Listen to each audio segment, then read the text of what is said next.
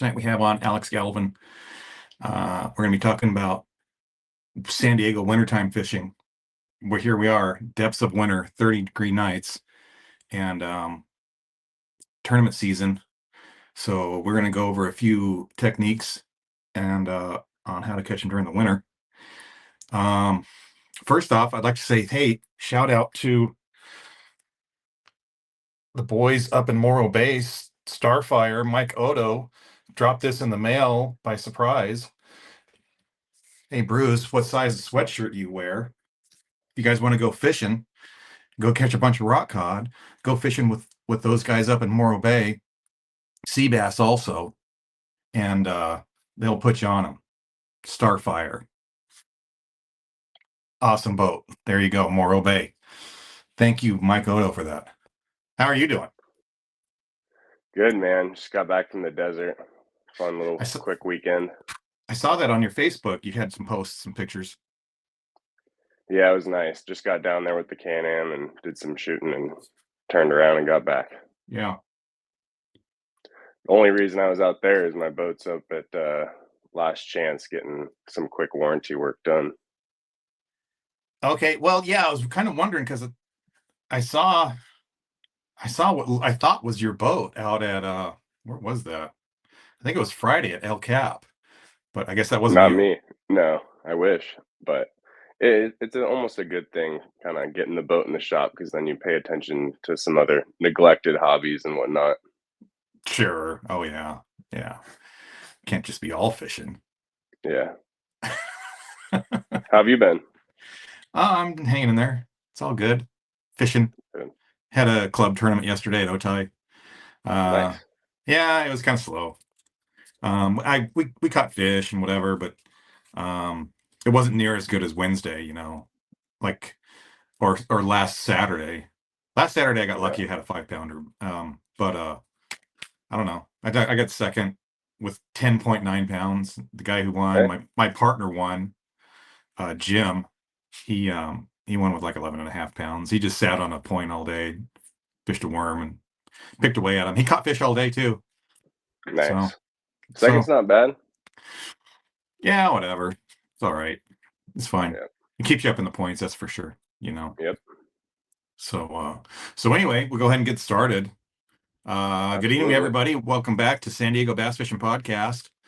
Tonight we have Mr. Alex Galvin, and we are going to be talking about wintertime fishing, since here we are in the depths of winter. We got 30-degree nights and water temperatures are still plummeting as of this week. Have you seen that? Yeah, it's getting pretty cold. I think I saw the last time I was at San V like 56 and it was dropping. Yeah. So what happened? What I saw, I've been fishing Cap, practicing for the East County tournament coming up, and it went from 54 to 51. And man, they didn't dig it. Yeah. Our fish that we were on did not dig it. They were not there. They vacated. Yeah, So I've we been gotta wondering. start all Season's over. kind of hitting late. The winter bite definitely is hitting later than I thought. Like the previous years, I was kind of getting into my winter routine kind of in November, and it seems like it's just now kicking in. Oh yeah, 100%. Like everybody was thinking it was going to be just an early spring spawn. It's coming, and now we got a storm coming. Water temperatures are still dropping. They're as cold as we've seen it this year, and that just happened a few days ago. And man, it's for us, for me, it's kind of made it tough, because no, definitely. Last week, I'll be honest with you. Last week we were catching 19 pounds a day, 17, and it ain't happening for us. I don't know. I'll be back out there tomorrow, see how it goes. Yeah, the first couple tournaments for me this year, I've been kind of, like I said, thought I was going to be jumping into the winter bite, so I did my kind of winter kind of patterns, and they were not ready for it and didn't figure it out soon enough, but we're kind of getting there. Yeah. Yesterday at Otay, I was able to take an A-rig and go down the bank and catch fish. Yeah. So that's, and that's one of the things that I do there usually. Or they're out in the deeps, but they weren't out in the deeps. I couldn't find anything in the deeps. I couldn't find the shad. Maybe it's in the main lake down there at 40, 50 feet or something. It's got to be. Yeah, I stay out of that area. Yeah, I know. I've chased that fish, and that fish is hard. That fish is hard to get on. Yeah, Yeah. definitely. So okay, so anyway, um like to talk about technique specific stuff. The last time we did this, it was a big hit with Craig Taylor. So I figured I'd bring you on and maybe you could share some knowledge with us.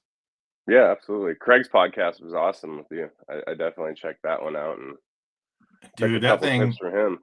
that went, as far as us being just a small little small channel trying to grow, and that just went bonkers.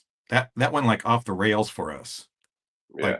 Like it was by far and away the thing, number one episode.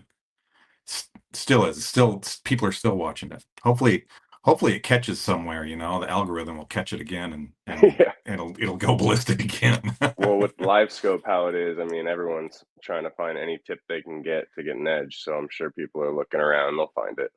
Yeah, maybe. So okay, so let's just jump right into it. And how do you okay, so first of all, how do you approach a wintertime lake, a San Diego wintertime lake, whether it be, San V or El Cap or Yeah. Otay? Well, so as that transition for me, normally I start putting down obviously the top waters in fall. This time of year, I mean, I was fishing top water up until the end of November this last year, Mhm. but start putting all that fast moving stuff down. I'll still move quick. I'll get the crankbait out. I do a lot of burning with the deep diving crankbaits and whatnot, but lighter line. I mean, like I'm not afraid to throw the drop shot when it gets tough. I mean, things like that. I mean, Mhm. you start kind of making that switch early on when you're not getting bit on the fun stuff and you kind of hunker down. But the jig bite for me specifically in the winter is like my favorite thing to do. So I'll Well, have a jig in my hand most days. so so you brought up the jigs, which is a good thing. That's one of the things I wanted to talk about. Can you expound on that? How is how is what do you do in San Diego to catch fish on a jig? Because it's a lot. That's not easy for a lot of people. Yeah, and another thing with San Diego is like people like that fish on the East Coast, they might think of winter fishing completely different than us. So I mean, our winter fishing is still pretty awesome compared to most of the country. But for me, like fishing the jig in the summer compared to the winter, I'm fishing it on a shorter rod in the summer. I'm making flips up with like 15 to 20 pound test, fishing a heavier bait. And in the wintertime, I like to actually drop down to a lighter jig and I like to drag it deeper. I mean, I know it sounds kind of different to go backwards fishing shallow with something heavier, but in the winter, I like to go with a little bit more finessey jig. I like those little Kitech ones with the matte finish, something super natural. Hmm. I'll Hmm. fish it down to 10 pound test on like a medium heavy 7'6" rod to Right, 7'8", something like right. that, Okay, but so real natural. I have a couple of examples here, I do and too. oh, you do? Okay, cool. Yeah. Right on. So this would be, in my opinion, now, obviously, this would. Oh, I'm gonna have to. Looks good. Okay, I can see. so in my opinion, this is like a back east jig, like for Texas or something, but not San Diego's, with the big heavy hook and a big old weed guard.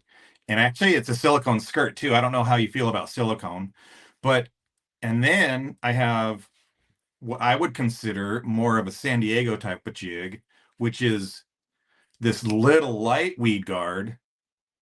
It's just a little Yep. couple of wires, and it's got a little hook, a little thin wire hook on it. I grabbed I, the I, same I thing. see I see you smiling. And then the trailer it's a 3-inch trailer. Sometimes I'll use 4-inch or 3-inch or whatever craw type trailer. Yeah. This one's, look, you can tell this this one's only got one Yep. claw on it, but and it's got a living rubber skirt too. So those are the things that I see a little different than what we're doing. And we're casting. We're not like flipping, we're like casting into rock. That was something I learned on your podcast actually when you had Randy on, when you guys were talking about the different skirt materials. I had honestly not paid too much of attention. Like I just picked kind of what looked natural to me in the past, but now I'm Yeah, starting to kind of yeah, look for things specific like that. But for me, like I'm talking small. Like I'll throw this on, like I said, like 10-pound test. yeah. And it's that little kite you and these little hooks, they bend out easy. So honestly, fishing in the rock, I can kind of pull that bait out and not Hmm. lose 100 of these tungsten head baits every day. But something like that, something smaller. I also like Yeah, the Ica a lot. When I'm not getting bit on the jig, I change up the fall rate and I'll grab the Ica and get something yeah. that drops a little bit slower. So do you, if you're fishing that Ica outside of 5 or 10 feet, do you stick nails in it? Oh yeah, yeah. I brought Yeah, one of those too because that's yeah, something I use a lot. Just something right in the back end. yeah. To get it Makes down it tough there. sometime with the 5/0 hook, so I'll go down to like a 4/0 on the Ica, Oh, which okay. the hookup ratio might not be the best, but something like that, just a little bit more subtle, comes down a little bit slower. With the nail weight, you kind of get that drop and pop off the rocks, and I like that. But Hmm. I Yeah, go slow in the wintertime. When it's really dead of winter in San Diego, I just slow way down. right.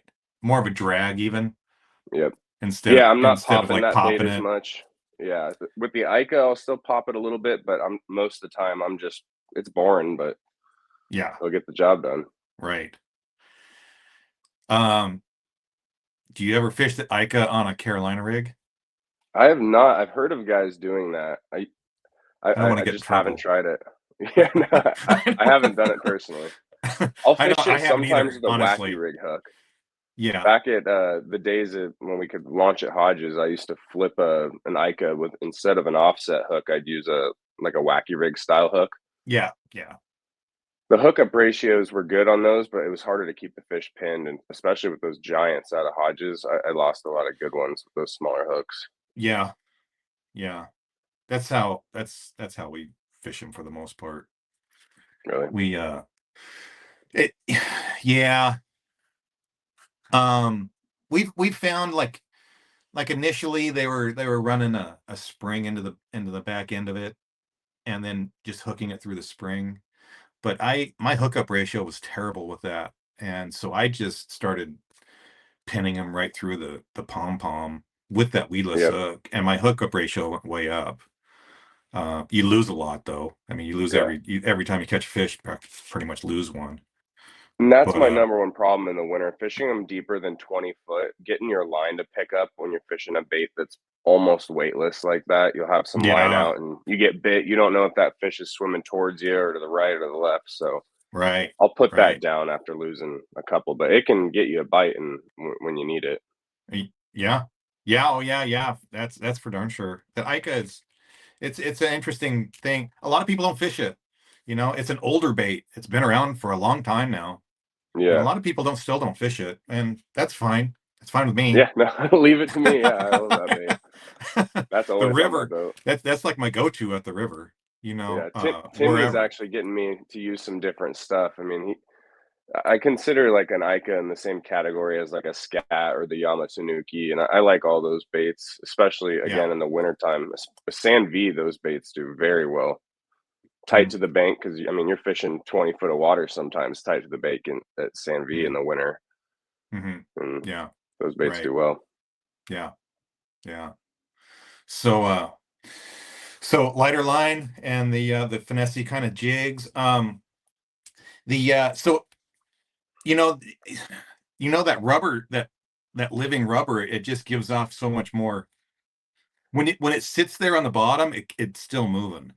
When you're not even moving Yeah. the jig, it's just like glue, and that silicone just kind of lays there. Now I have seen it where the silicone will outperform a living rubber. Like they didn't want it, and we sat there side by each. One had a living rubber, and one had a silicone Hmm. skirt, and the silicone skirt got a bit better for whatever reason. But I'm not saying that's day in and day out. I think, And you can mix them together too. I think I've heard yeah, you guys yeah, talk about that as well. yeah, yeah. You can even buy them that way. Those Those Dobbins jigs come with a mixed skirt already in the package. I like those. I fished those a couple Yeah, times. so I'm you not kind of get picky the with jigs. yeah, I yeah. mean, the details, the colors that I like. I mean, I have my confidence baits when it comes. I just like those flat brown, like dark green pumpkin jigs. I like, especially in the later months of the year. I don't like the oranges as much. I'll fish orange bottom baits with kind of a more darker, kind of a red color in the summer, or watermelon Hmm. with red, but not this time of year at all. Go more darker, like the dark greens and then the black even. Yeah. Black, Yeah, especially in the morning. When I launch and I get to my starting spot, sometimes that's the first bait I'm throwing is a black jig. it's always black. It's always Yeah. black for me. You know, and then oh, can you hear that? No. Oh, that's my bloodhounds are going crazy. Yeah, no, I've been shooting Oh, guns all okay. Well, right weekend, so on. That's okay. Yeah, you're man, dealing with razors and motocross bikes. yeah, exactly. Oh, it's probably it's probably my daughter's boyfriend. That's who it is. He's coming over for dinner. So anyway, Uh-oh. that's beside. Back to it. The so the next thing I guess we could jump into are A rigs. Do you have anything to say about A rigs? Oh yeah. Oh, I do I too. That's another thing. So in the summertime, I like the big ones. I hear a lot of guys actually say the opposite, but for me, it's just my confidence bait in the winter is downsizing things, getting something that's not super flashy when it needs to be. Maybe if I'm around a ton of bait, great. But a lot of times I'm fishing in areas where maybe there's just like a couple trees around or a rock pile. Uh-huh. And I think I was telling you the last time I was on this little, like, it's like a trip rig. I fish this more than I fish a standard Alabama rig with these. I think the brand are Viking heads on these guys. And I downsize. I can fish this on 12, 14, 15 pound test. Yep. Yep. And I get bits. El Cap last year and early this year was lights out with that. Yeah. Yeah. So so I make my own A rigs, and this one's kind of busy that I have here, and this is a 7 arm A rig, and Okay. so it's got 3 hooks on it, and it's got all the blades and whatever, and so and I throw this on 20 pound. I have for me I throw a iRod Bama Special with 20 pound, Okay. and this is my go-to right here. But Something like then that. I'd love that at Otai. That's perfect. Something super flashy like that. oh, they love it at Otai. Like they love the blades. They love blades at Otai. Yeah. They love the spinning blades. At San Um, V, that's something I don't do actually, is I try oh, to take my blades off at San V. absolutely, 100%. They don't seem to like it as much. And they Nope. they just like the lighter, slower fall. Do you mess with the fall rate a lot with your Alabama rigs? So I'll experiment with the heads. Yeah, different style heads and then different weights. So Yeah. these are actually really heavy. This is a 3/16 and this is a quarter, So you're which burning that guy a lot more. I very rarely fish these. I grab this out of the boat. Um, I don't even know why I had this in there right. Oh, what was it for? I think it was for Havasu or something. But anyway, uh at at at Sanby, I'm using 8th ounce heads, guppy heads with easy shiners Okay. instead of the fat swing impacts. These are all fat swing impacts and Mhm. no blades.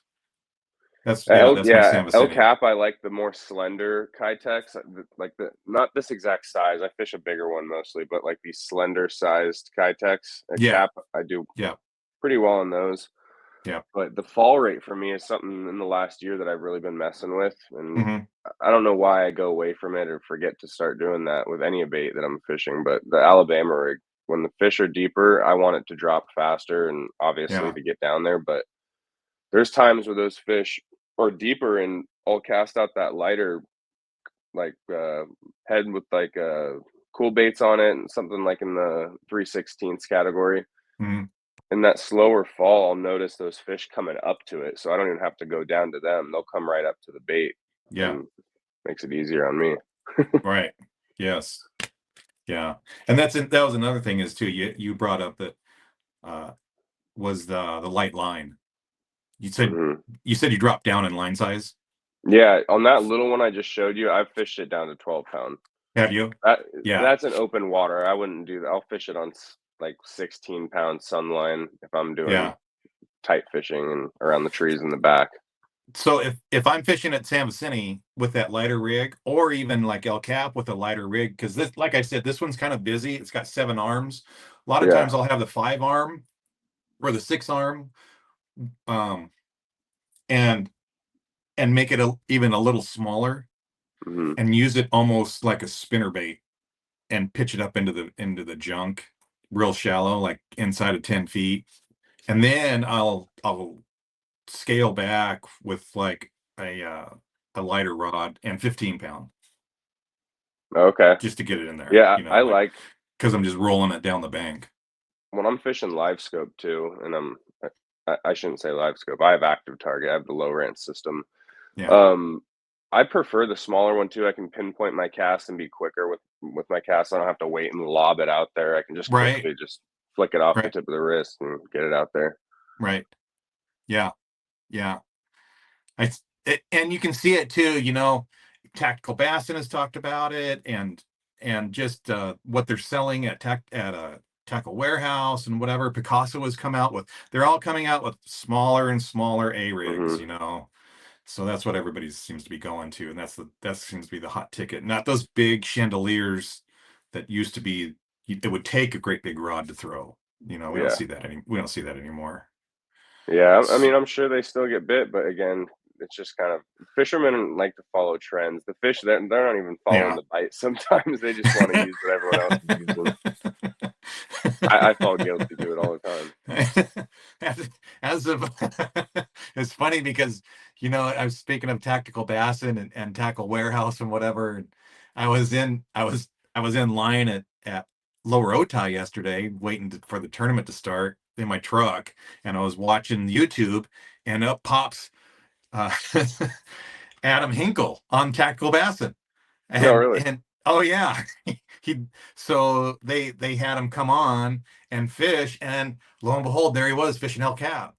And he's like, oh yeah, fishing El Cap, and he's like, I'm throwing a crankbait down the bank and blah blah blah. And then like halfway into the video, he's like, and this is the crankbait I'm throwing, and it's a Fritz-side 5, and he holds it up to the camera, and it's like, oh my god, it's like it's a green crawdad, Fritz-side 5, and he was fishing like 2 weeks ago, and he's catching them.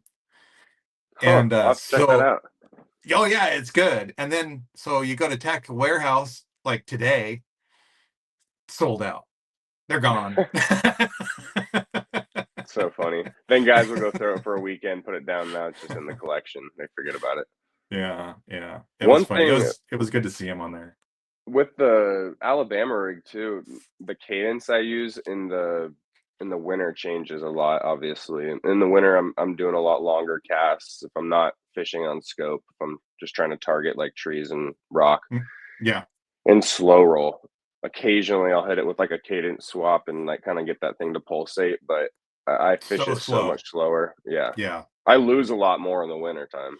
Instead of putting it 10 feet above the trees, I put it like 2 feet above the trees, Yeah, to where they yeah. don't really have to do anything. They just come up and they just come up and eat it out of that tree. They've And been eating it. it's as slow as I can keep it. They've been wanting it like almost pulled through the trees at San V. The other day I was there and I was like getting Yeah. stuck with it, and then as I would pull it out of the tree, like one would smack it, and Yeah. it was fun. It gets fun like that, but I'd rather not lose $25 to Right. $40 setups every time. No, no. Yeah. Yeah. Yeah. Yesterday, if I wasn't going down the bank, I could get into like a gut of one of the coves, like in the deepest part of the cove, and I could see him down there. And I'd throw it out in 25, 30 feet, let it sink all the way to the bottom, and then just crawl that thing. And you just watch the school just come up off the bottom and just like follow Yep, it, follow it, follow it. And then finally one would eat it. yep. But yeah, but I it was just doing had to that be the slowest thing. at the And beginning of the year at the front of the lake at El Cap, the fish were all the bait was really far down, and I was just casting my Alabama rig out, letting it hit the bottom, and just kind of slow rolling it back. And a lot of times, those fish were eating it as it was rising back up that like bow of the line back up Yeah, to the boat, yeah, yeah. chasing So, it up. so I've seen that in the past. Where I learned that a lot was in fly fishing, and it was like at Pyramid Lake when you're standing on a ladder, which is it's kind of weird, but it was the change of angle. Like you would throw a 90-foot cast out there, and you'd strip your flies all the way back in along the bottom, and Mm, they wouldn't eat it until those flies came up off the bottom 10 feet in front of your ladder, which made that's for really rad. exciting fishing. Yeah. Like right there. But it's the same thing. I've noticed it with A rigs and things that come off the bottom. Is like you'll be dragging them or like lipless. You pop and hop and hop and then you start winding it up and it changes that angle and speed and Yep. and then they eat it. Yep. Yeah. Speaking of the lipless, that's what I do in the wintertime a lot. We haven't had the grass really for it that I like this year. The grass has been so No. tight. Yeah. I like when we have some I mean, the water level dropping doesn't help us at all, but some deeper grass is nice. But I learned that back in even Santee Lakes, throwing that rattle trap out all the way and just yo-yoing it and not fishing it super, super slow even, but just keeping it ripping straight up off the bottom out of those weeds and letting it Yeah. do its thing back down. Yeah. Yeah.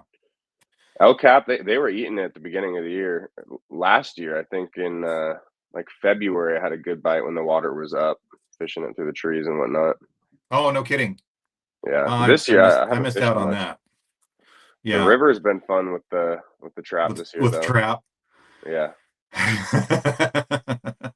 finally got them. you oh really? Yeah. I haven't. I'm trying to think. I haven't got them at the river on the trap, and I know my friends do, and I know everybody does, and I get it. I've had really good A rig fishing in the same, I think the same manner where you're finding a school, and it's just you're just catching them. But Hmm. I haven't done it with the trap at the river. You ever throw the flashy swimmer down there? No. That's I don't really fish like I know a lot of guys fish like the hollow belly, Yeah. paddle tail swim baits and Yeah. whatnot. I've caught them on it, but I like the 4.8 or Uh-huh. the 5-inch Kitex with the flashy swimmer down there. Yeah. Even in like 3 inches of water, they'll eat that thing. So I don't fish it that way. I don't fish it with a flashy swimmer, but I'll fish those 4.8s and 5.8s just with a swim jig. I put them on the Yeah, back of a swim jig, like a quarter-ounce swim jig, and then chuck that as far back into the tulies or whatever as you can, and then wind that back through. yep. But I just haven't done it with the flashy swimmer yet. Yeah. Yeah, the deal in the winter, I'm kind of learning. The last time I was out at Martinez is just kind of finding those deeper, like kind of edges of weeds, Yep. like almost like those like tule points that come out. You'll find grass along those, like grass patches, and just Yeah. launching that rattle trap as far as you can. They're scared of the boat. I've noticed a little bit Yeah. out there, Yeah. and just anywhere you can get current. If you're seeing the current rip through, usually you're getting bit through the grass Right. there. Right. Yeah. Yeah. Um, so so there's a couple of different ways of fishing lipless, in my opinion. There's like the and letting it fall, and then there's ripping it out of the grass. Hmm. Do you use two different rods, or do you just have the same rod? What kind of tackle are you using? Yeah, that's a good question. That's something I feel like a lot of people might disagree with me on this. Maybe you do the same, but I fish like a fast action rod most of the time with a lipless. Unless I'm Yeah. fishing like around timber, I can get away with a crankbait rod. I'll throw it on like the X13 Phoenix. Hmm. But I prefer to throw it on either like the M1 or the Recon's a good rod for it. It's a little bit softer, Yeah. but I'll throw it on at Havasu when the grass is thick. I was using my MBX medium heavy, just being able to rip it and get that Fast. fast action snap. Do you use braid to leader, or you fluorocarbon or mono or? I would love to use more braid. but I just don't have the confidence in it. I was doing it for a while and lost fish on it, and I picked up one day, went back to my normal setup with just straight fluoro, and was Yeah. getting bitten. That's just what I trust. Right. I know. 10 pound So though. In the grass for me with the rattle trap, I've been light line too. what? Yeah. Oh my gosh. Something I learned at Havasu and I kind of brought back here is fishing as light as I can. Wow. Why? The action of the bait, a lot of like guys like anytime I'm throwing, especially the smaller lipless baits or like the silent ones that don't have the rattles in them and they're just a little bit lighter. Yeah. I've noticed that the action on the bait kind of stops and you'll feel it on the rod when you have it on lighter line. It's really moving. Yeah. Same thing with like if I'm throwing square bill over grass, I'd prefer it to be on 10 pound or 12 pound over 15. Yeah. Um, are you what reel are you using? Gear ratio. If I'm fishing it in the grass, it just depends. If it's really shallow grass, I'm fishing a high gear ratio. If it's deeper grass, I'll Yeah. I'll use like a 6.4 to 1 or something like that, Oh, 6.3 to oh, 1. really? Oh, okay.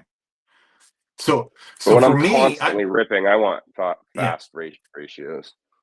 do you use the same rod when you're just like pumping it off the bottom?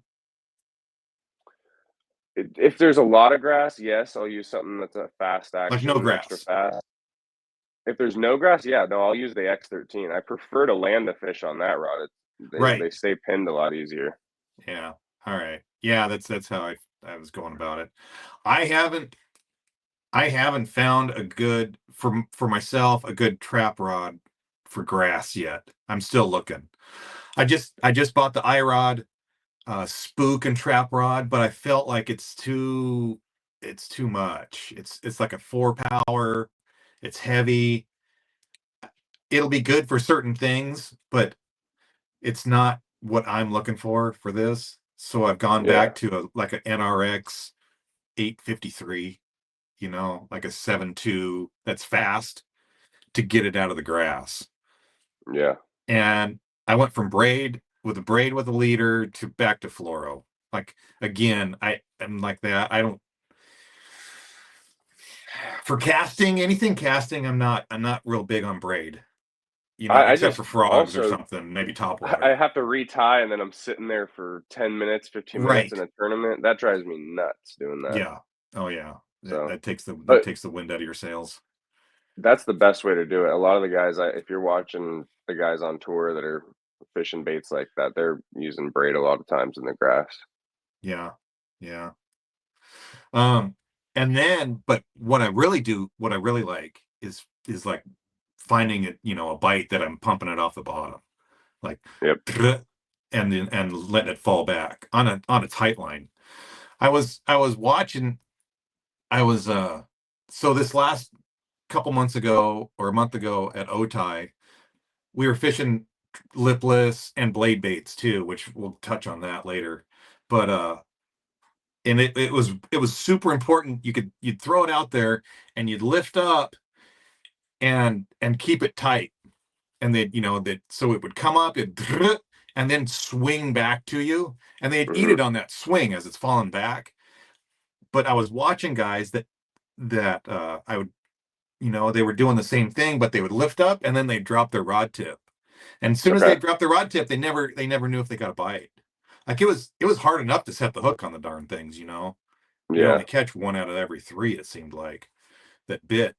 But you had to lift up like and then just leave it there, and then it would swing back to you and bonk, turn the handle, and Hmm. then set the hook. That was That's at that was Otai. important. Yeah, that was at Otai. I've noticed. Are you talking about a chatterbait No, I'm or talking about a lipless. oh, a lipless? Okay, I do the same thing with the chatterbait at Otai, kind of Oh where I yeah, just let yeah, it yeah. fall No, on tight line. you can do this. Actually, yeah, absolutely. 100% with a chatterbait.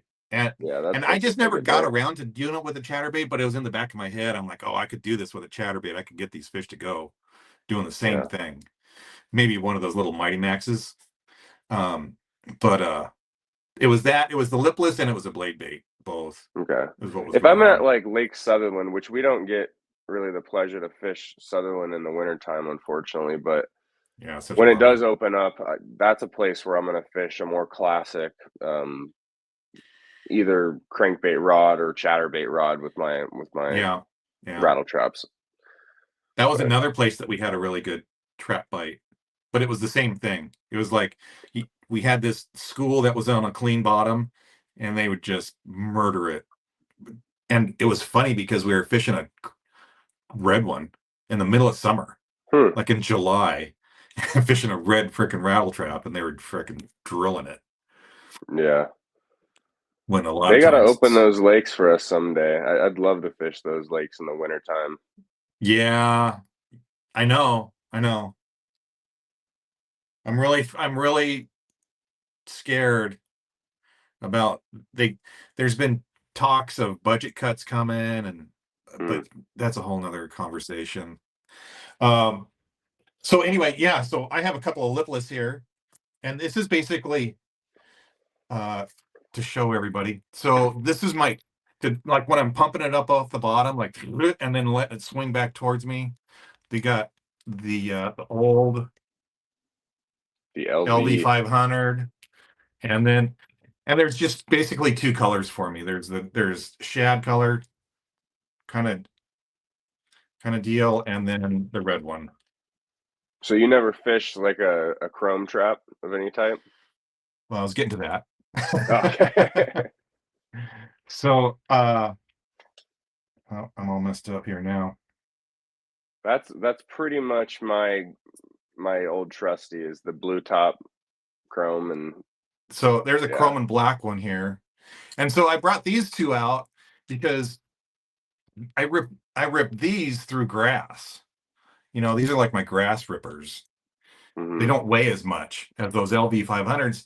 The nice thing about the LV 500 is that it's 3/4 of an ounce, but it's the same size of bait. You know this. And it's almost the same size, but it weighs another 1/4 ounce more than this one. Yeah.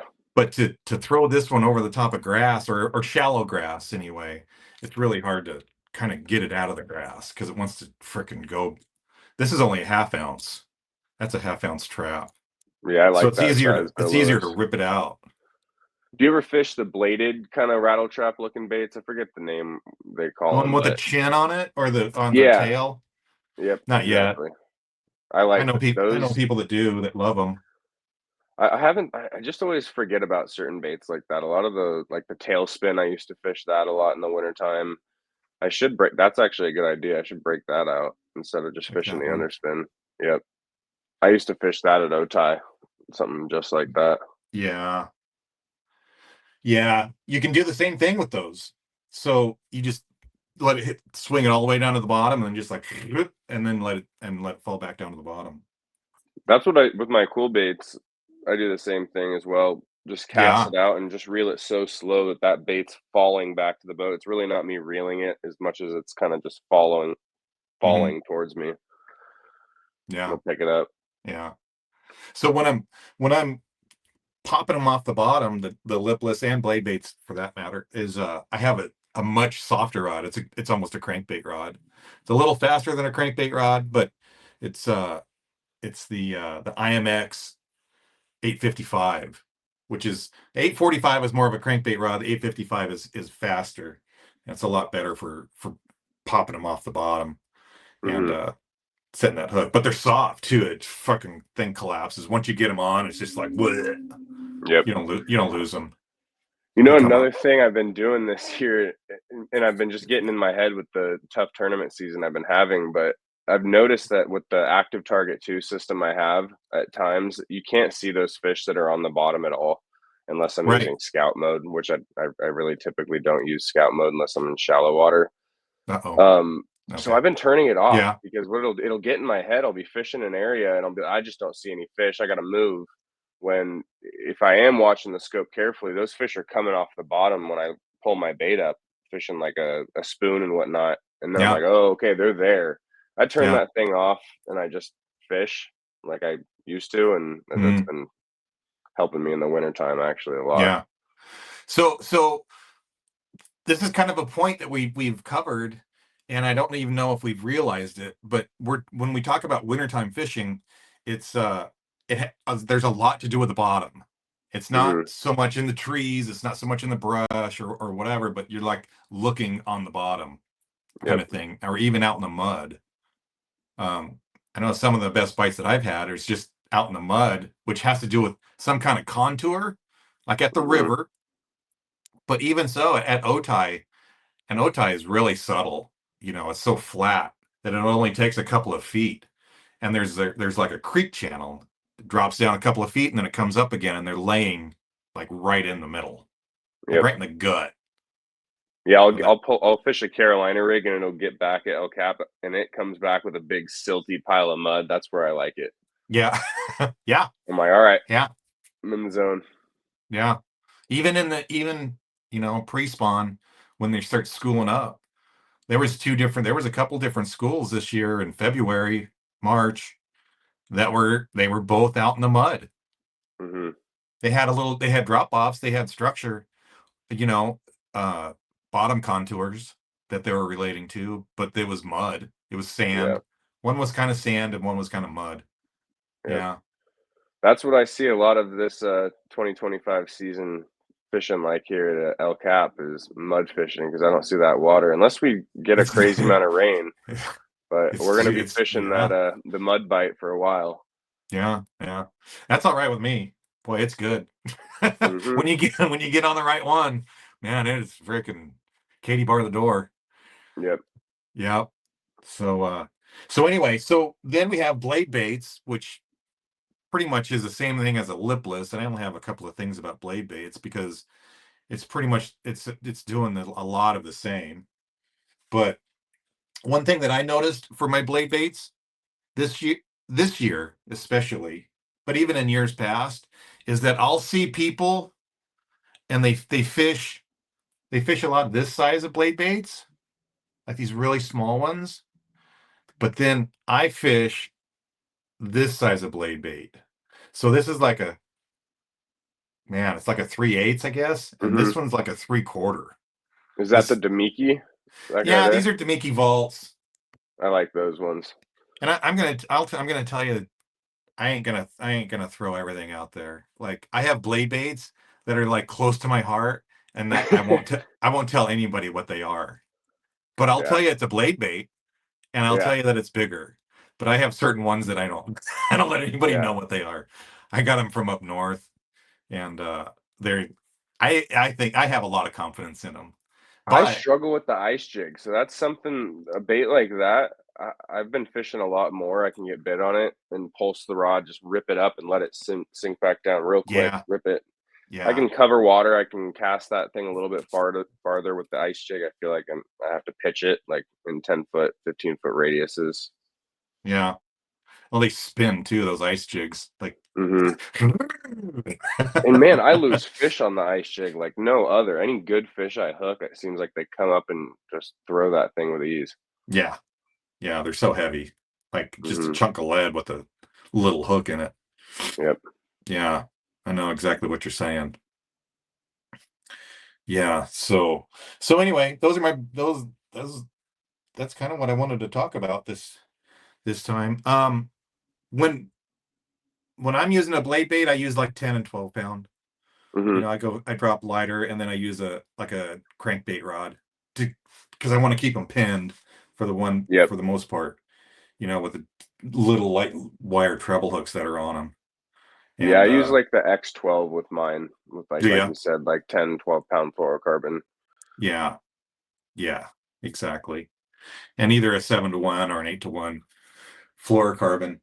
So I've been going back and forth with between monofilament and fluorocarbon for my lipless and for my blade baits this year, and I've been using a lot of monofilament. Really? Yeah, probably because I have some big spools of it that I wanted to use up, but but mono floats.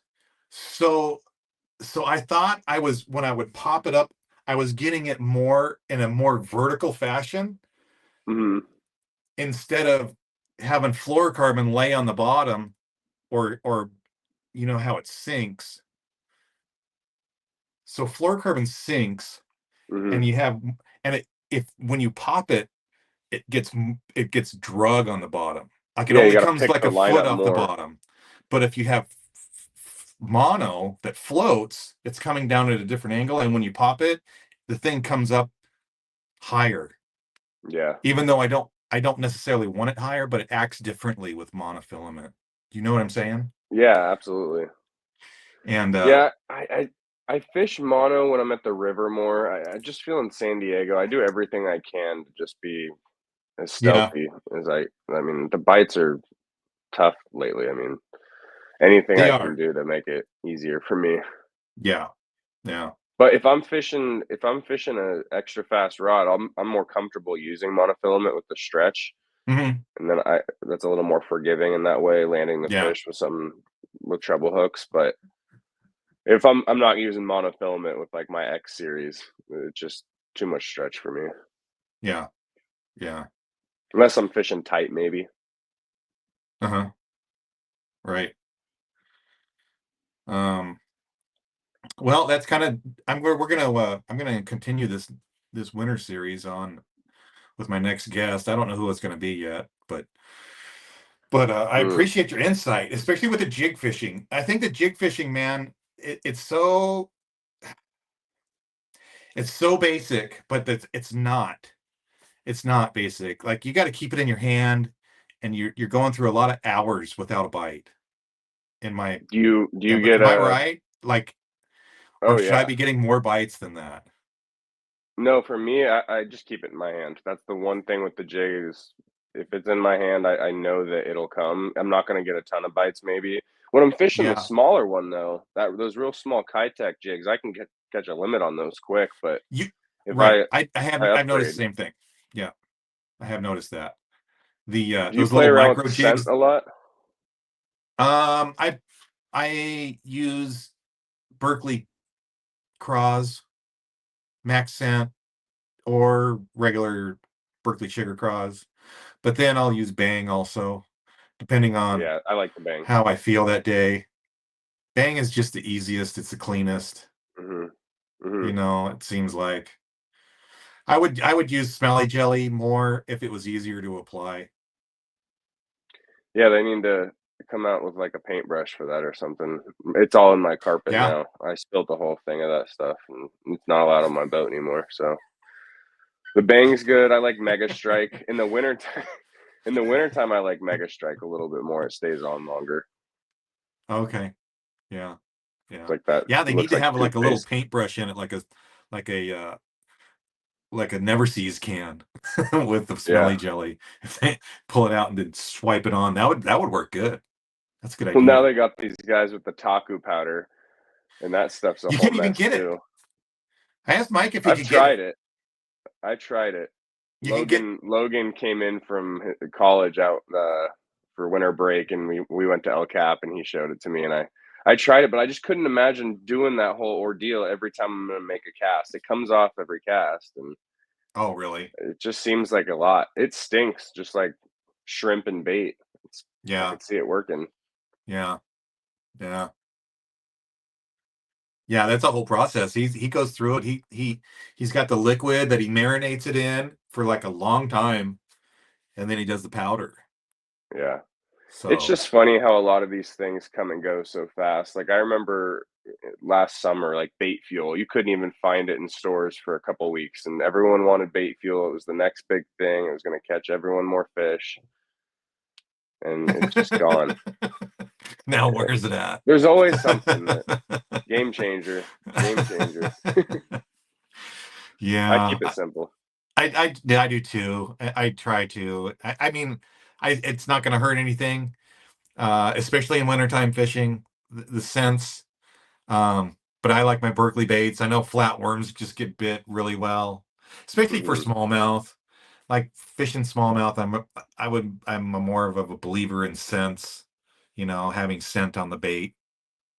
Largemouth, I could almost take it or leave it, but there's definitely a confidence factor there for me. If I've got it on my bait, then I feel better about it. Yep. The other day, it was the other day at Cap. fishing along, and I got on this little deal of fish, and I pitched my free rig in there, and they'd like bite it and let it go, and bite it and let it go, and they'd like Hmm. swim off with it. I'm like watching my line and then just drop it. I was like, what the heck? Like I couldn't, and I never really, I think I swung on the first one and didn't hook him. And then I let him try to eat it, and he never ate it, and he just dropped it and let it go. And then finally, like on the third time, I said, okay, I took the bang out and I just just sprayed it to where it's dripping off where I threw it in there again. And, and I'm like, I drag it, and then, okay, there she is. Like there was never a tap tap. It was just like heavy, Yeah. and then she dropped it, and then the line started moving off, and then it dropped it, and then I was like, then it picked it up again and swam off, and this time it pulled my rod down. I was like, set the hook, man. She had that thing. Oh, excuse me. She had it in her crushers, that was a good one. It was like a five Yeah. pounder. It was like a 5 pounder. Really? I couldn't believe that a fish of that size, of that caliber, was just like picking it up and spitting it out and picking it up and spitting it out. I got a couple more Yeah. right there, and they were all like 3 pounds, 3 to 5 pounds. So it was it That was free weird. rig too. I used to be a Texas rig guy, and I started throwing that free rig, and I love that thing. I know. It's different. Yeah, I know. It's a little different. I mean, again, all confidence. I could Yeah. probably be getting a lot of the same bites, but it just seems more fishable for me. And it's a lot. It keeps the bait moving more naturally, especially with those floating baits. So Have you different. messed around with that yet? No, and I don't even. I honestly, I don't know if I want to talk about it. I'll talk about it with you later. Yeah, that's a Because they summertime I deal. learned I learned about that at one of the Western Outdoor News tournaments. One of the guys was fishing it, and then I had his backseater with me the next day, and his backseater's like, "Oh, you gotta check this out, blah blah blah. This is the way it is." And I dude, we pulled up on a spot, and he caught three smallmouth on that, like boom boom boom, and we called all 3 times. Like I was like, "Oh my god, no, no." Yeah. But Well, I was yeah, telling Timmy, it has I a gotta lot of come to lot of your next potential. meeting. I gotta come to the next San Diego Bassmaster meeting, and I'm thinking about jumping in with you guys for the season. Oh yeah, we'd love to have you. We would I love to just have can't. you. I just can't be doing all these. Last year, I think I fished 25 different tournaments, and I'd rather just do something more laid back. And Yeah. I got like 5 weddings this year coming up, and Oh yeah, that's I gonna don't have cut that. time to pre-fish and do all that with That's some. gonna If cut I'm into putting it. $300 in with each tournament, I wanna Yeah. I wanna hang out and Yeah. become part of something with you guys. So Yeah. I think I'm gonna join in Yeah, if I man, come on can. down. We'll get you in there and get you through the vetting process. Yeah, Timmy's educated me. It's- God. This club has been around for 52 years, and they have so many rules from people in the past of why they have these rules, of certain people. Oh, he did this one time, so we have this rule. But they have Yeah. this vetting process that takes 2 months. You have to do it. Actually, we've kind of slimmed it down, but you have to go pre-fishing, and then you have to have a Hmm. practice tournament, and then you get voted in. And but it's worked for 52 years, so it's hard to argue against. Also, like you're gonna you're gonna want to have to be in the club. That's Yep. that's kind of the deal. Like it's not just a fly by night thing. It's like you gotta, if you want to be in the club, you gotta want to be in the club. You know. So there is that. But You guys it's have a the cool it's thing going. it's the biggest club in San Diego. It always has been, and it's been around for 52 years, like I said. And yeah, we have a lot of fun. It's as competitive as you want to make it. You Yep. know, you can show up the night before and spend the night in line if you want, or you can show up at 6 o'clock. Yep. Whatever. It's up to you. AYO, if Angler of the Year, you can't miss a tournament. The top six, the top eight guys they're all into it. They're full How you speed. looking this year? Well, I'm in second.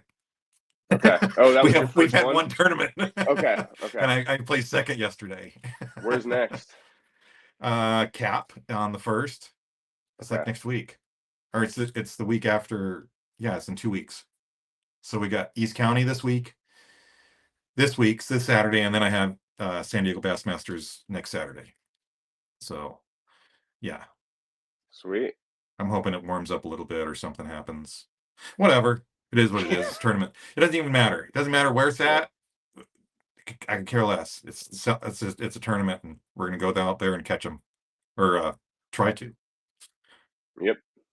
One thing I've adapted to myself, my tournament is that I'm not against everybody else. They might be in the way, they might be in the spot that I want to be in, but it's me against the fish. Hmm. I'm going out there. If I can catch 25 pounds, it's not like I'm not going to try to catch 25 pounds, It's just, you're always trying to catch the most biggest fish of the day, and you're doing it in the best way Yep. possible. It's not you It's against me against the me half the time Strelix. too. Yeah. Yeah. Yeah. It's me against my brain. Like, oh, Oh should I stay God. here? Should I go? Yeah. Yeah. We got an hour and a half. What are we doing? We got to make something happen here. Like why Yep. didn't you make it happen 2 hours ago? Yeah, and then in the wintertime, I'm moving fast in the morning just to stay warm, and sometimes I neglect that slow down bite and just trying to keep Yeah. my hands from falling off. Yeah. What's crazy to me is how important it is to have low light in the winter, like before the sun hits the water. Now, Hmm. there's like this time of day where the sun warms the water, like in the afternoon. It's like, okay, it's going to get better at 1 o'clock or 2 o'clock because it came up a few degrees. But actually, like the best biting fish that I've seen is like before the sun hits the water in the coldest part of the morning. And it's just because it's dark. They're still whatever feeding from the night before or whatever reason they bite in Yep. the mornings, like Yep. first thing in the morning. Yeah, and that bait's moving a lot more first thing I've noticed too. Yeah. Yeah. And if you can find it right now, no matter what lake you're at in San Diego, if you can find where the bait's at, those fish are there. At San Diego's the Totally. same thing. Totally. Otai is notorious for that. Yep. Cap, there's just so much bait, it It's seems like. ridiculous. This year it's just been nuts. And I don't know if it's the water dropping, maybe it's helping spawn. I have no idea. Well, so we had high water there for a little while, and that allows all that bait it helps the bait is what it does. Yeah. It goes back in the bag, it spawns good. There's a lot of area for it to hide. And then now with the low water, it just condenses it. Now Hmm. it's just in a smaller area.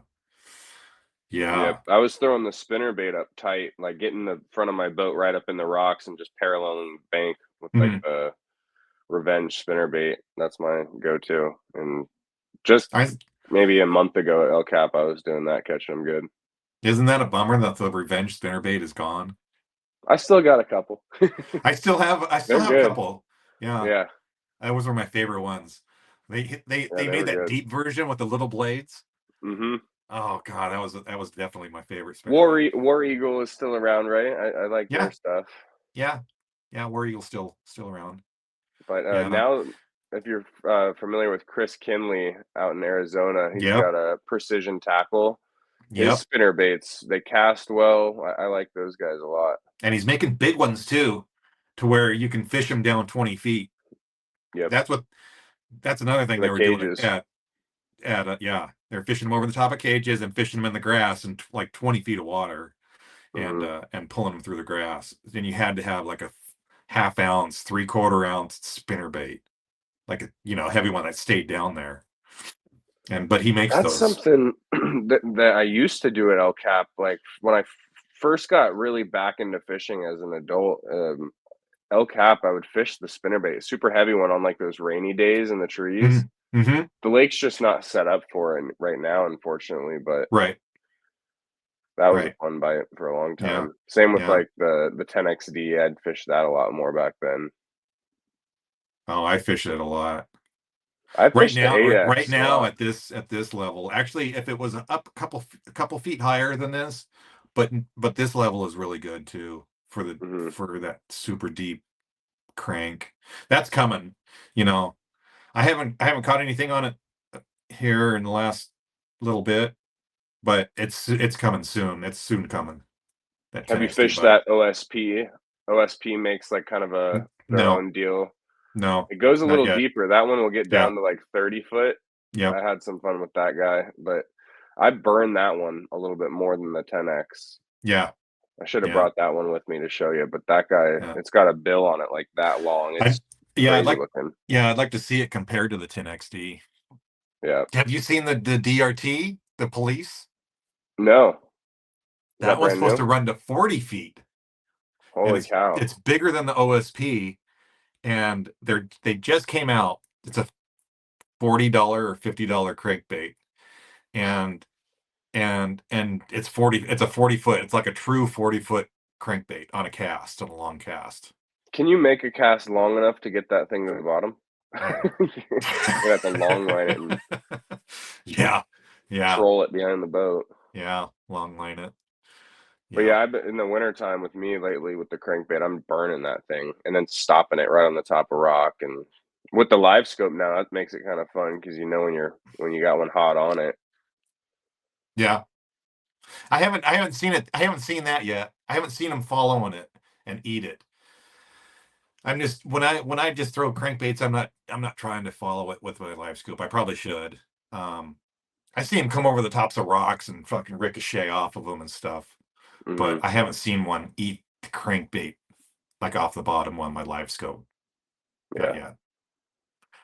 But Yeah, usually on the rock I can see them pretty good, but if it's like mhm, a steep point that comes out or something, like yeah. across the way, I think of the spot across the way from the porta potty at El Cap, Mm, other side of the lake. There's this one like almost like a pyramid that comes up of some rock over there that I like, and yeah.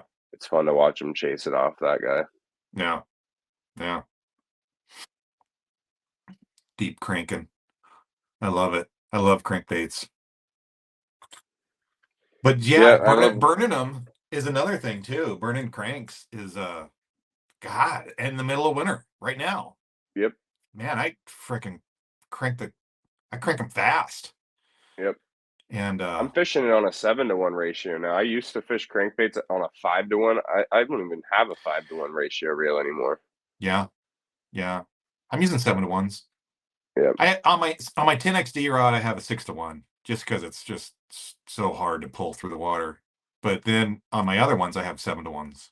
Yeah, yep. yeah. Yeah, And I've then seen guys that are using the 8-to-1s even with those fast cranks, and yeah, I heard about that, but I haven't done it yet. That's yeah. a lot of torque. Hmm. Are you dropping down in line test? Are you going down to like 10 pound or Not when I'm lighter? burning it. When I'm burning it, I'm fine with 14, 15. Depends on the Yeah, if I'm using fluorocarbon, 15. If I'm burning, it's fine. yeah, yeah, yeah. Depends on the bait Are though. If I'm fishing, I had square bill bites this winter, burning square bills on the bank, and hmm I don't fish those on anything over 12 pound. yeah, yeah. I usually fish them on 12. I don't fish them on 14 too often. It's usually 12, sometimes 10. Now I'm using 13 pound. Oh, I've he's got got you on that. Timmy's got me Timmy's on got all you the on the Tim. on the 13. Have you tried that stuff? No, he It's was telling great. me about it. It's He was great. telling I mean, me. I think Is I it? bought the rest of it at the shop, but Oh, go over really? and get it if you can. It fishes like it's 12 pound. It's a lot Yeah, thinner than like what yeah, you'd think something bigger than 12 pound would be, and it's just silky and cast easy for fluorocarbon. It's not super stiff. It's a good line. yeah. Huh. Right on. Verivas, right? Yep. Yeah. I used to use that. I was first introduced to Verivas in fly line or fly fishing for tippet material and whatever, building leaders out of that. They would bring it, all the guys, all the higher ups in the fly fishing community were all into that Verivas stuff. So I've Yeah. dealt with it a little bit in the past. Yeah, I'm picky with fishing line usually, but I trust Timmy with line. He's got it dialed. Oh yeah, yeah. Him and Josh and those guys, they're all they're all got their fingers in it. They know what's Yep. going on. Yeah. Speaking of which, Tim, who we're talking about, is Timmy, and he is the owner of Slug Fishing in Poway. Yeah. So Yep. if you guys want to get all technical in your wintertime fishing, go see Timmy and he'll set you up. He'll show you which poop baits to use at San Vicente. He's got all the good stuff in there. He doesn't have He does. they don't have a crazy huge store, but what they have works. That he keeps Yeah. the best in there. Yeah. Yeah. Which is kind of a deal anymore. You got to have JDM stuff because that's what people want to buy, Yep. you Thing know? about Timmy that's cool is he really puts in the shop what he uses and really nothing more. Like he stocks that with what he's confident in, and he'll Yeah. tell anyone. Yeah. That's why sometimes fishing tournaments with Timmy, I'm like, you better not go home back to the tackle shop and tell everyone what we caught him on. But he's a great dude. Yeah. Yeah. He was a great addition to the club. Brought in Josh. Josh is going to be he's fishing out of his own boat this year and he's going to win some tournaments. That's Yeah. for sure. Hey, that's a good little boat he's got there. Yeah, right? It's got some good mojo. Yeah. I miss Yeah. that boat. Life was good. Now I'm all worried. Anytime I launch mine, I'm like, what am I gonna break? How Oh, I much don't want to gas am I scratch it. using? Put those Yeah. bumpers out. Yeah. These expensive boats come with some stress. Oh yeah. Yeah. Get that get that polish out. Get Yep. that hot sauce going afterwards. That's why I invite people with me every time I go What do you fishing. do when you go to the river? The lower river? Just You use I let it somebody rot else's? until I get back. Oh no, I've been taking it. Oh, have you? Yeah. Yeah. Yeah, I did fine down there. But Jake like always going was back, going down to the river, so I knew I'd be okay. yeah, but like going back into the backwaters and whatever. Yeah, I'm not getting into some of those small tight spots I used to, but I mean, a lot of the time I get back in those spots and catch two fish anyway. So Yeah. there's some Yeah. good stuff you can get into down there. Eventually, I'll buy an aluminum. That's kind of the dream is to have something I can leave down there. Have two boats. Hmm. Jake's got it. Like, That's man, exactly what my fiance would love to hear. Yeah, you got to oh have two my God. boats. When Jake got that aluminum boat, I was so jealous. I still am. Like I want one of those little aluminums so bad for the river. Because Yeah, they I can't. love going down there, man. Fuck, I I love might it. even just pimp out a little John boat, just something because you don't Yeah, need much. yeah. All I fish, I don't go You much don't. past Martinez, so Oh, you don't? not much. God, I like Ferguson, I love going up there. I love going to like really. Island and Taylor and Adobe. I'll go to Adobe, but I've never done very well in Adobe. And are you Uh, fishing the main river? Or are you getting back into those little tiny oh no, pockets up there? I go through the tunnels. You do. Yeah, That's where a lot of those reed tunnels are up there, huh? yeah, yeah, yeah, yeah. The ones that you see the on the YouTube and this and that. Yeah, Yep. there's I can think of three of them off the top of my head. They're tunnels that Yeah, you I've got to been go in one through. near Island Lake up there, and that one we got scared. We got stuck underneath that thing with the bigger boat, and I was just Yeah. throttling it backwards and reverse. Water's coming over the back. The whole thing's filled with ticks. Spiders are going everywhere. I know. I have to anymore. It seems like I have to be in the right mindset. Like if I go there to practice for 2 days, I'm not going to go cut my way through into a backwater because there's already Yeah. so much to look at. Like it's hard to cover in 2 days. Hmm. But if you're there for 4 or 5 days or whatever, man, bring the freaking choppers and cut your way in. Yep. Um, but Bring a push pole. yeah, I do that. I bring a push pole. I have a push pole on the boat, uh, which is kind of funny because I just got it and I thought, oh, okay, this is gonna be great. And man, I started push pulling that thing, and my boat is not. It's not very big, but it's man, it's heavy. Yeah. Is yours a 20 foot or 21? No, it's an 18. 18? Okay. Yeah, it's a 188. So it's 18 foot and 8 inches, but it's heavy. It's got a 200 on the back of it, which weighs 400 or 500 pounds. And then it's just a heavy boat. It just is. Yeah. Champion. And it was hard to pull. Especially like in the canals where there was some current and you're trying to pull into the current or whatever. It's like it wasn't happening. The Put that first thing time down. I ever went down to the river, I'd always known that there's sandbars down there. We got out, we left Fisher's Landing, we turned right as we're heading to Martinez, and that, you know where that first sandbar is if you go Yeah. left instead of Yeah. going past to the right of the Uh-huh. buoys. Yeah. We drove right up on top of that thing. We spent 3 hours, my first time ever going there, and we had like a day and a half to fish. Nobody pulled you off? Oh, it was God. like 6 o'clock. It was first thing in the morning. It was just Oh safe yeah. light. Yeah, Yeah. Greg did that. Greg Gardner did that. He knows better. And Aaron Priest had to pull him off. Had to, really. yeah, and same sandbar. Yeah, yeah. He's like, oh, I just pulled. I was talking to Aaron. I was down there, at Hidden Shores, and I was fishing around, and I saw him. I was talking to him. He's like, yeah, I just pulled Greg Gardner off the boat, the the sandbar up at Martinez. Like, what? Come on, Greg. Yeah. What are you doing? I've been liking Hidden Shores area a lot more lately. I haven't been in a month or two, probably month, Yeah, but Hidden Shores, that the southern end has been my favorite. yeah.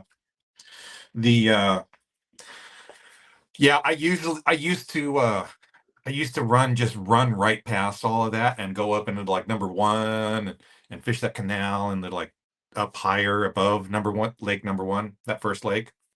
Okay. And then I learned, then I got my butt kicked in a tournament by people fishing in Hidden Shores. So I was like, oh yeah, that's Mm-hmm.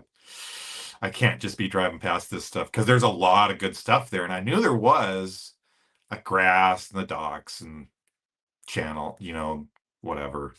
Yeah. And then out in There's some front of it just too, secret like little tiny spots there that really produce. I I I'm know sure there is. we might I don't know some of know. the same ones. Maybe, but I don't think I do. I don't know, maybe. I've seen some. There's a lot of good fish right there.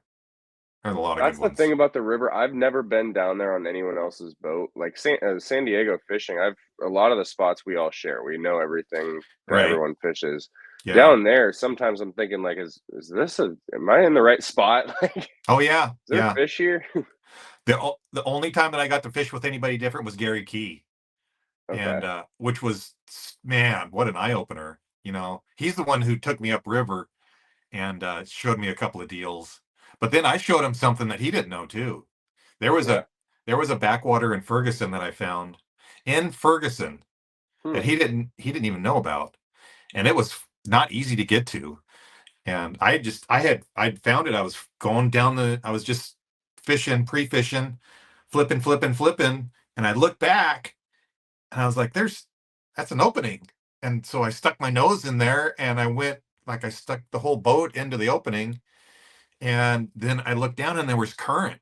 I was like, what the heck? Mm. I'm like, I'm gonna just keep going. I had to push my way through a couple of things, and then I was on the trolling motor, and now I'm like 300 yards into this thing, and it's still going.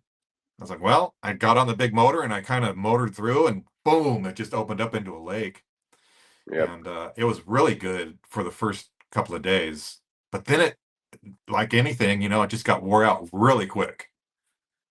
I took him back in there and we caught some fish, but it never really materialized into any real big thing. But Yeah. it was a good size pond. You can see it on Google Earth, and you can see that the trail going into it, the canal going into it is overgrown. I haven't been able to get back in there since.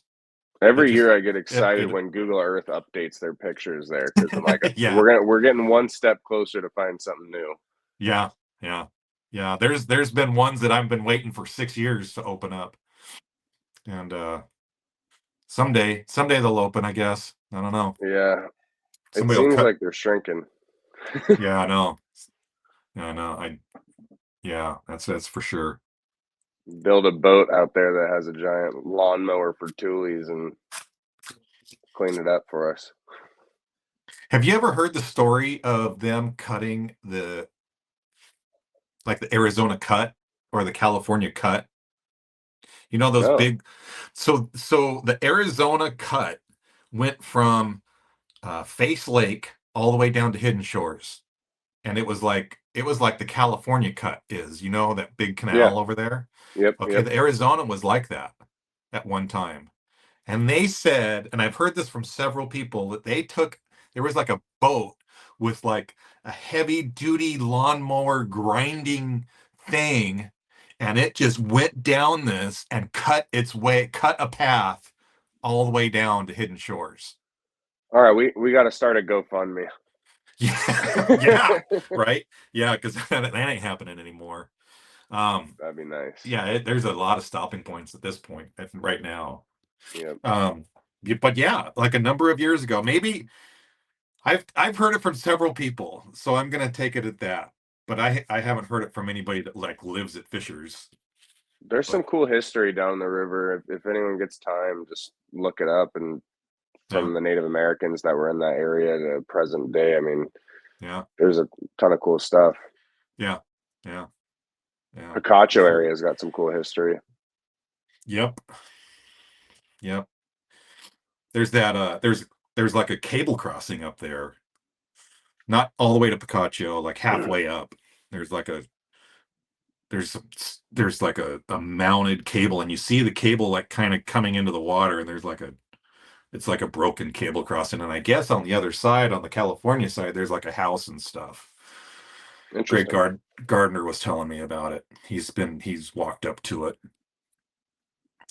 beached the boat, and walked up to it. Very cool. Yeah, yeah. It's always fun to see the mountain goats there too, the sheep Yep. as you're going up there. That's where I've always saw them is right in that area on the Yeah, I've only seen them Arizona side. once. Yep, Arizona Arizona side. side. I see more donkeys. A Yeah, lot more donkeys. a few donkeys. Yeah. All right, man. Well, thanks for coming on. Um, Absolutely. we got it, and it's all good. So, what's Alex going to be doing this year? You said you're going to be busy with weddings. Are you going to fish Yep. any $300 tournaments? Yeah, I'm gonna cherry pick. That's kind of the plan this year. I Okay. want to at least do one of the one bass tournaments. I got to Yeah. plan out when that's going to be. Yeah. Definitely want to jump into some of the night series when I can with ABA. Probably not going to do the events that are at Sandview. Just I hate losing baits in the trees, casting on shore. That's not my favorite. But yeah, just laid back. I'm still doing National Bass West and enjoying Okay. my fun fishing. And Yeah. Oh, yeah. That's right. You're helping them out. yep, Yeah. yeah, Cool. I kind of am a staff boat kind of deal for them. Uh-huh. But I think we've got two events left with National Bass West. Then we have our championship at Havasu in September. Yeah. So, but yeah, I'm gonna cherry pick as much as I can. I'm not gonna be absent, but I'm not looking to chase like Angler of the Year Right with on. something like that. All right. Okay, so well, if you want to join the Bassmasters, it's the first Tuesday of every month is our monthly meeting, and we do 10 tournaments a year. There is a dues, there's monthly dues or whatever, so it's not a free thing, but there's not any money involved in it either. It mostly Yep, goes to things that the club events. We have this huge banquet at the end of the year. But so anyway, yeah. First Tuesday of the month in La Mesa. If anybody is interested, including you, Alex, please show up. We have space right now for 14 people. We top out at 50. So we have like 36 active right sweet. now. Yeah. Well, hey, Yeah. thanks, Bruce. Thanks for having me on. I appreciate it, and it's always a pleasure to be on. Yeah. Thank you. We'll talk to you later. Yep. Have See a you. good night.